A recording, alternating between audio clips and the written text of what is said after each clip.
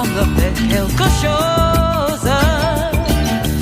Il est encore dans mon cœur une part de bonheur dont je connais le corps. Focus di Panorama Sardo sulla 3 giorni dell'evento culturale Letteratura Nazionale e Internazionale a Confronto, che ha preso il via nella mattinata di giovedì per concludersi sabato nella sala congressi della Mediateca del Mediterraneo. Ospiti della rassegna autori, editori, giornalisti, docenti e formatori e le scuole.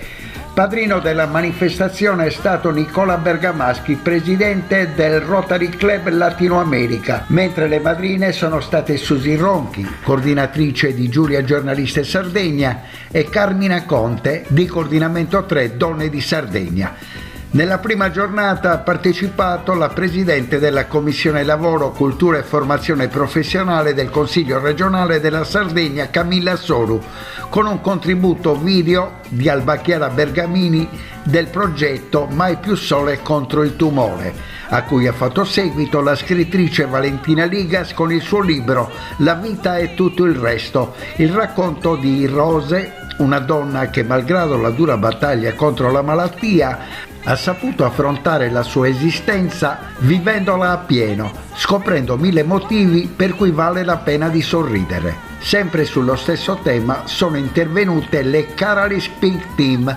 associazione sportiva di donne coraggiose che hanno affrontato il tumore al seno, che nasce con l'obiettivo di supportare le operate attraverso lo sport e la solidarietà. Nicola Bergamaschi le ha vissute tutte queste 3 giornate. Com'è stata questa esperienza in Sardegna?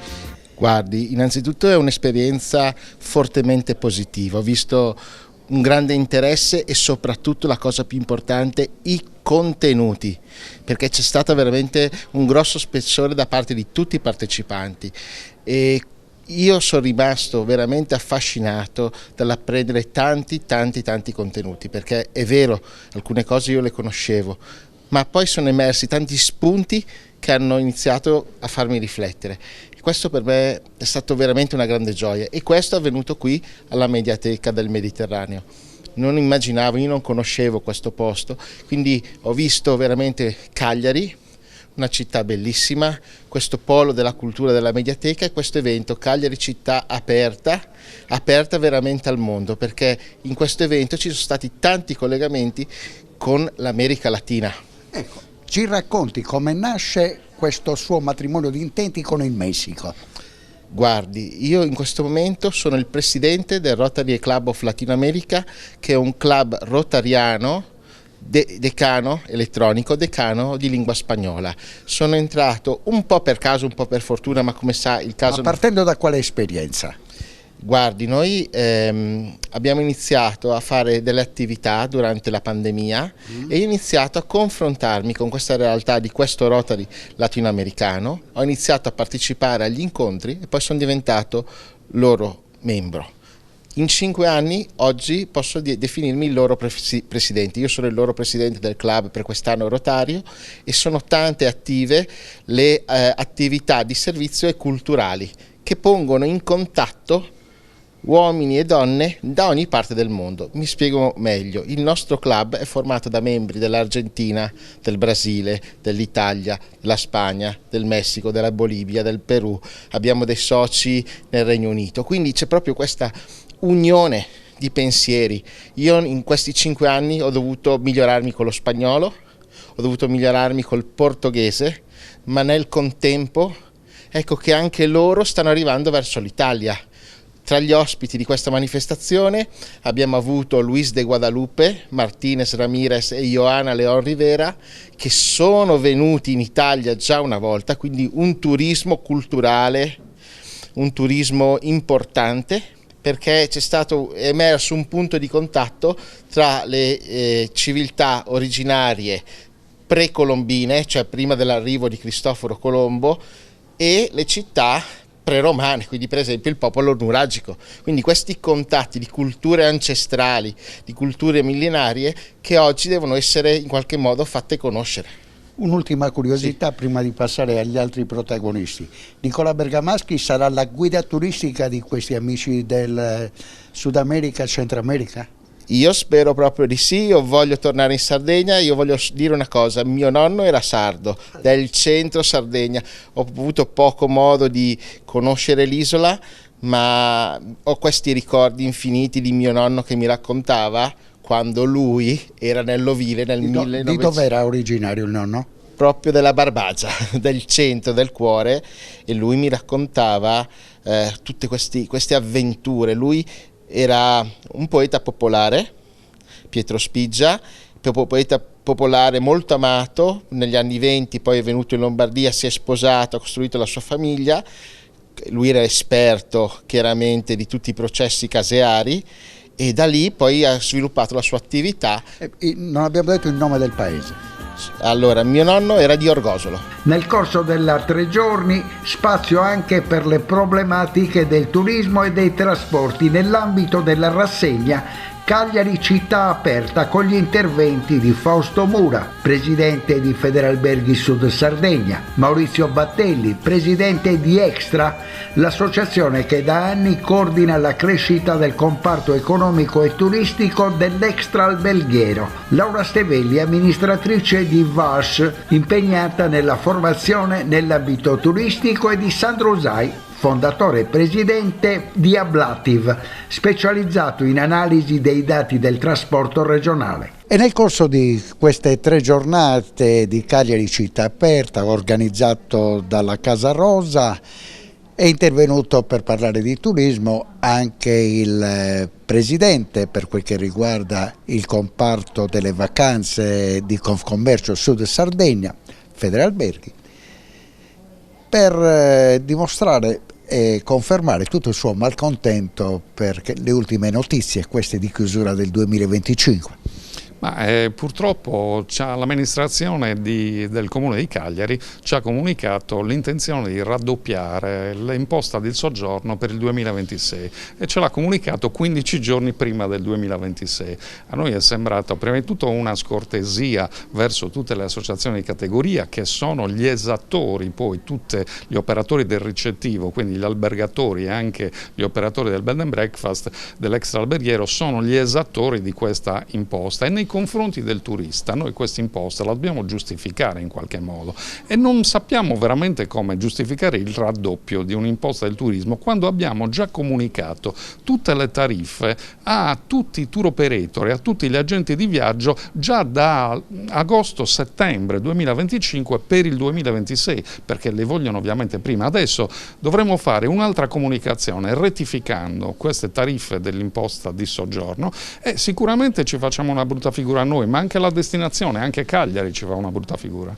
Non c'è stato prima di questa decisione del Comune di Cagliari un momento di confronto? No, prima di questa comunicazione non c'è stato alcun momento di confronto in cui sicuramente avremmo espresso le nostre perplessità, le nostre lamentele ad un raddoppio così, perché ci sembra anche una mancanza di programmazione economica da parte del Comune, 15 giorni prima di un anno deliberare un raddoppio dell'imposta. Al momento reazioni alla vostra protesta? Ma noi stiamo sicuramente protestando e, voglio dire, ripeto, la destinazione Cagliari ci farà una pessima figura con i turisti, con i tour operator, con gli agenti di viaggio.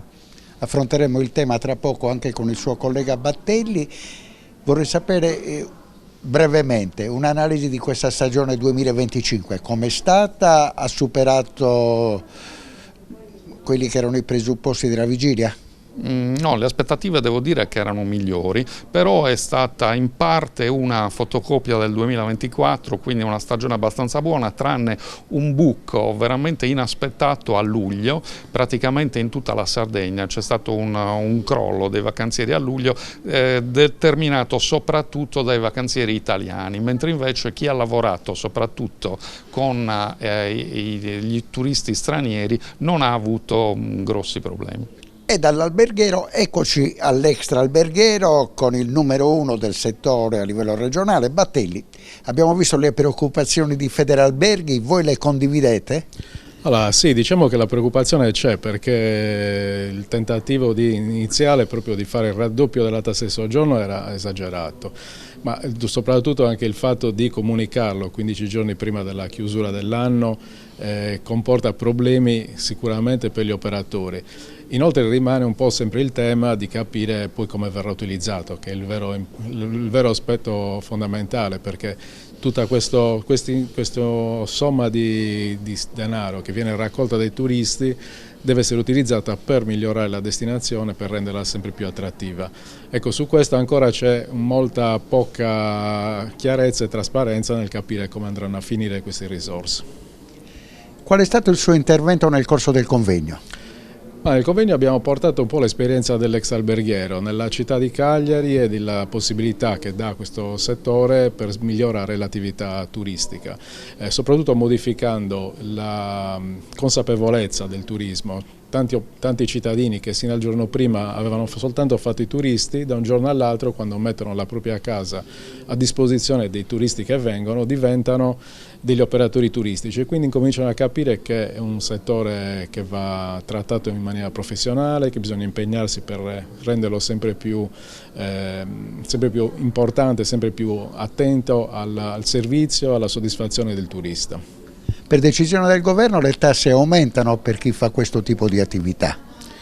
Allora, per adesso siamo riusciti a bloccare un po' la situazione, rimane ancora così come era prima, il 21% di cedolare secca, che è quella che già c'era. Dopo 3 immobili che vengono gestiti si dovrà avere la partita IVA, ma devo dire su questo in Sardegna eravamo già avanti perché già così era, quindi da questo punto di vista nessuna grande novità. Per il telespettatore, quante sono le unità impegnate nel vostro settore a livello regionale? A livello regionale abbiamo quasi 40.000 strutture in Sardegna, abbiamo 220.000 posti letto che vengono gestiti dall'extraalberghiero, quindi ben oltre la maggioranza dei posti letto disponibili in tutta la Sardegna, è un settore che fattura circa 700-800 milioni di euro di fatturato. Che rappresenta a livello percentuale nel mercato delle vacanze regionale globale? Nel mercato globale delle vacanze mondiale siamo globale regionale. Sardegna stiamo parlando circa il 40% in termini di fatturato, sicuramente in termini di posti letto siamo ben oltre il 50%. È vero che l'extraalberghiero riesce a fare più mesi di lavoro rispetto all'alberghiero? Sì, riesce a fare più apertura rispetto all'alberghiero per un fattore molto semplice, che ha molti meno costi fissi, per cui sono strutture che, come dire, basta aprire la porta e sono pronte. Questo permette a tante destinazioni di poter anche dare una possibilità ai vettori che magari vogliono diciamo, impegnarsi su determinati punti della Sardegna di poter portare le persone e avere un posto letto tranquillamente. Noi abbiamo una società di servizi e gestiamo gli uffici turistici di vari comuni, sia in Sardegna che non. Quindi abbiamo parlato della nostra esperienza, del rapporto che c'è con il turista e specialmente del nostro staff, perché noi accogliamo e diamo la possibilità ai giovani di fare esperienza nella nostra società. E abbiamo stretto degli accordi anche con le università per accogliere i ragazzi e fare i tirocini presso i nostri uffici turistici. Questo in pratica è... Ecco, al momento quanti uffici state gestendo e quando è iniziata la vostra attività? Allora, la nostra attività è nata nel 2012 e all'incirca adesso gestiamo intorno ai 10 uffici turistici, ripeto, non solo in Sardegna. Abbiamo uno staff all'incirca di 30 persone, tutte super qualificate. Tutti giovani? Sì, la maggior parte tutti giovani e la maggior parte donne. Noi siamo qual è la percentuale della componente in rosa?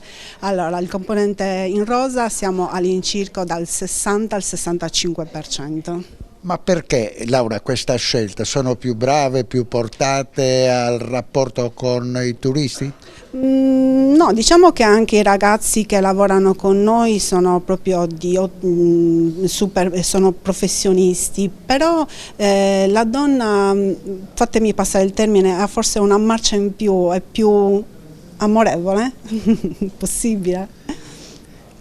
Ma questo avviene anche a livello di studi universitari, le donne eccellono e per voi è importante l'applicazione, conoscere bene le lingue per avere rapporti con i visitatori dell'isola. Assolutamente sì, infatti hanno dalle 2 alle 3 lingue, se non addirittura 4 lingue, quello sì. Com'è stato il 2025 visto dal vostro osservatorio? Allora, abbiamo chiuso i dati e diciamo che è stato positivo e non, in generale positivo, per adesso dobbiamo prendere comune per comune, ci sono stati anche dei comuni con il segno negativo. Ultima domanda, è vero che gli stranieri ci hanno voluto più bene in questa stagione delle vacanze 2025? Sì. È vero, questo è vero, abbiamo scontrato molto, le persone molto più gratte, molto più aperte, molto più gentili, anche perché noi adesso abbiamo capito che almeno in Sardegna dobbiamo promuovere il nostro territorio non solo con le spiagge. Dopo aver parlato di turismo con Mura, Battelli e la Stevelli, adesso dobbiamo parlare di trasporti, perché questo giocattolo, il mercato delle vacanze regionali, funziona se funzionano i trasporti. Ci sono tante novità e nel frattempo c'è stato anche un record assoluto dei 3 aeroporti sardi. All'orizzonte la nuova continuità territoriale, ne parliamo con un esperto. Grazie a te. Allora, intanto senza aerei la Sardegna non può fare turismo, perché le navi sono solo a Porto Torres e a Olbia. Cagliari non ha un flusso turistico, quindi parliamo degli aerei e quindi dei 3 aeroporti. Allora, Olbia e Alghero sono andati benissimo, hanno sfondato già il valore dell'anno scorso del numero totale di traffico passeggeri a ottobre. Questo è un dato importantissimo. 4 milioni solo in Gallura al Costa Smeralda. Gallura al Costa Smeralda. Poi Alghero ha superato il record storico del 2015 che era 1.670.000, lo supererà abbondantemente e questo è un grande successo del Nord Sardegna, sicuro. Quindi il Nord Sardegna nel turismo va bene. Tira, c'ha i numeri, questo è sicuro. Il Sud Sardegna, ma è importante che ci diciamo una cosa, Cagliari non è andato così bene per numero di passeggeri, a ottobre era sotto di 509.000 passeggeri e questo vuol dire rispetto ai 12 mesi precedenti. 12 mesi precedenti, sì, con lo stesso confronto. Questo significa che sono mancati 250.000 arrivi che non hanno strisciato carta di credito. Ok, per capirci. Quindi il turismo nel Sud Sardegna si sta modificando e si sta modificando perché era un turismo basato sul turismo di massa, che sono le famiglie medie, no? Se le famiglie medie incominciano ad avere compressi i loro redditi e quindi la capacità di spesa, chi ne soffre prima è sicuramente l'industria della vacanza. E il Sud Sardegna che si regge su quell'industria della vacanza, infatti i numeri sono negativi, l'ha fatto vedere l'assessore Cuccureddu. Quindi hanno ragione Mura e Battelli ad essere preoccupati per il raddoppio nel 2026 della tassa di soggiorno. Ma io credo che quando c'è un problema di crisi diminuisci la pressione fiscale per aumentare la chance che le persone possano venire a trovarci qui in Sardegna. Quindi io credo che non sia una misura intelligente, ma proprio dal punto di vista imprenditoriale. Cioè noi ci ritroviamo il comune che non è un imprenditore turistico ma si comporta peggio, in modo anche incompetente molte volte, perché la tassa del turismo la usano soprattutto per creare quella copertura di spesa che gli serve per fare anche altre cose, che non tutti i comuni usano la tassa del turismo per valorizzare il turismo, anche di questo è un problema. Soprattutto non dialogano prima della decisione con l'alberghiero e l'extra alberghiero. No, ma soprattutto non studiano. Perché finché non dialogano ci sta, sei superbo e non dialoghi, ma se non studi hai un problema. I numeri che vi ho appena dato, guardate che vengono da basi dati pubbliche, cioè non sono numeri che io ho acquistato sul mercato perché si acquistano anche i dati, vengono da basi dati pubbliche, così come me le sono messe io le domande, lo dicevo qualche settimana fa ai giornalisti in un corso a Sassari. Se colleghi 3 puntini, allora il primo puntino 509.000 passeggeri in meno, secondo puntino sul turismo, cioè Cuccureddu ha pubblicato i dati, Sud Sardegna non vanno bene, il terzo puntino è cosa sta succedendo. Da giornalista, e qui siamo insieme con un giornalista, cioè qual è la domanda e la risposta che ti dà? E la risposta è quella, è che nel sistema socio-economico del Sud Sardegna, che è basato sul ceto medio, perché il turismo è quello che alimenta il Sud Sardegna, abbiamo questo problema. E questo è, se non ci rivediamo le cose, comprese gli incentivi, perché la tassa di soggiorno sembra poco, ma non è poco, E quando comincia a incidere una famiglia, 4 persone, fate i calcoli velocemente, 3 euro, quello che sarà, per 4, per 5 e vedete cosa stiamo parlando, diventano 70 euro, 80 euro. Conclusioni. Grazie. Una riflessione su quello che è il progetto di continuità territoriale 2026. Abbiamo visto le perplessità degli addetti ai lavori, finché non lo vediamo non ci crediamo. La continuità territoriale bisogna ammettere che è una sconfitta della regione, non posso dire che diversamente. Questa è la vecchia, ma la nuova? No, la nuova è una sconfitta, perché probabilmente l'hanno disegnata pensando a qualcos'altro e alla fine è successo che hanno perso 5-0, perché Aeroitalia, che sembrava che fosse esclusa da tutto per come è stato strutturato il bando, poi di fatto ha preso 5 rotte su 6. ITA, che doveva fare la regina dei cieli, non ha aerei, perché tecnicamente il volo è fatto di aerei, la regione non ha aerei, quindi deve mettersi d'accordo con chi ha gli aerei. ITA non ha aerei, ne ha 29 fermi in questo momento, a oggi, stamattina, quindi abbiamo un problema serio. Quindi il problema è del trasporto aereo in Italia, sta soffrendo, la Sardegna soffre insieme con tutto il resto dell'Italia, questa è la ragione. Perché Volotea ha deciso di fare questo matrimonio di intenti con ITA e UE, visto che hanno problemi di aeromobili? Allora, la soluzione migliore sarebbe stata Aeroitalia-ITA, perché era un vettore già posizionato, quindi bisogna chiedersi perché non l'hanno fatto con ITA. Il fatto che l'hanno fatto con Volotea, probabilmente c'è qualche dinamica anche politica che ha inciso in questo, ma non è stata una scelta intelligente, assolutamente non è stata, e si è visto, hanno perso sulle tre tratte dove si sono candidati, hanno perso. Quindi questo purtroppo è il risultato ed è un danno per la Sardegna, perché avremmo avuto 2-3 vettori, cioè avere un RT a 3 vuol dire che i sardi potevano scegliere su 3 vettori per andare a Cagliari, a Roma e a Milano, ma con 3 vettori diversi. Purtroppo non è accaduto. Il caso Alghero? E il caso Alghero è sempre il caso scontato, così come l'altra volta dissi che ad Alghero sarebbe andata deserta perché il finanziamento non copriva le spese. Questa volta il motivo può essere un altro, perché adesso la cifra è anche sostenuta, è che Alghero dal punto di vista di questo modello come l'ha disegnato la regione non funziona. Non è il modello giusto che sostiene. Noi stiamo usando lo stesso modello da 25 anni. Mettiamoci una domanda. Noi dobbiamo cambiare modello, quindi dobbiamo pensare a un modello dove più vettori concorrono a contribuire alla mobilità dei sardi. E adesso non succede questo, purtroppo. Sabato ha chiuso la rassegna Letteratura nazionale e internazionale a confronto Susi Ronchi, coordinatrice di Giulia Giornaliste Sardegna, con il libro La Verità, edito dalla stessa associazione. Uno strumento importante al servizio della conoscenza, rivolto al mondo della scuola, dell'università e della ricerca e al mondo dell'informazione, che punta a sviluppare il pensiero critico per avere una visione corretta e consapevole della realtà che ci circonda, una realtà dominata sempre più dai post-verità. Un fenomeno della nostra epoca, frutto dell'incontro tra verità e propaganda, che punta a valorizzare le idee e le opinioni a scapito dei fatti oggettivi.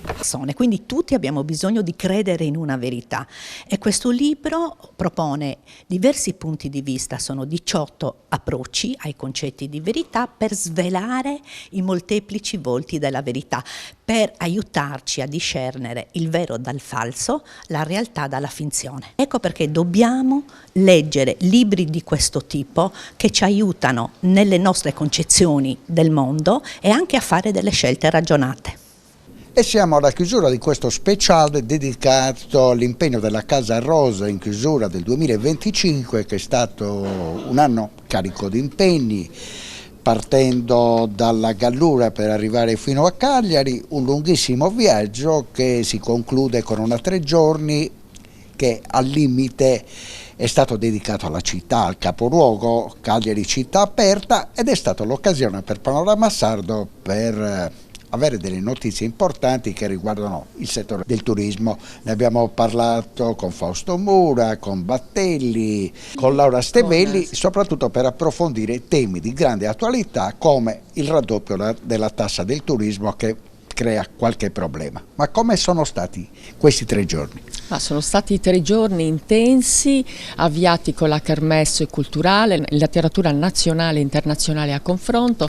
Partiamo da questo spunto, da una conclusione di un percorso in 10 comuni della Sardegna per arrivare nuovamente a Cagliari, da dove siamo partiti il 14 maggio, però per parlare di cultura, valorizzazione del patrimonio culturale e archeologico in tutte le sue forme attraverso i libri, cioè prendiamo spunto dai libri per affrontare una tematica legata anche al turismo, all'accoglienza, all'ospitalità di questa straordinaria città. Che bilancio facciamo di questo 2025 del vostro impegno e del vostro lavoro a livello di convegni?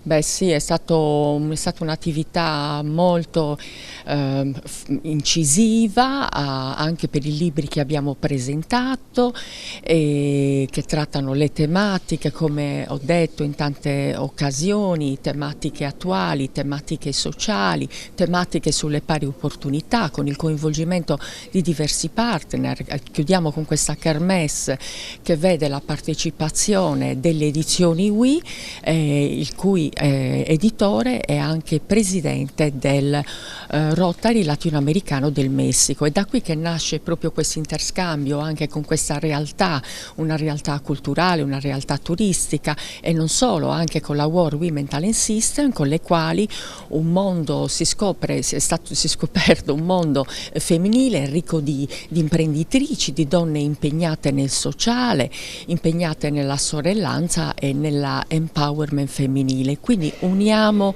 il turismo alla cultura, alla letteratura, all'imprenditorialità femminile. Sono state diverse tappe incisive, forti, con diciamo un bilancio veramente positivo. Per noi anche un'esperienza importante per poter produrre, progettare l'anno prossimo delle attività sempre più complesse, articolate con il coinvolgimento di diverse realtà associative.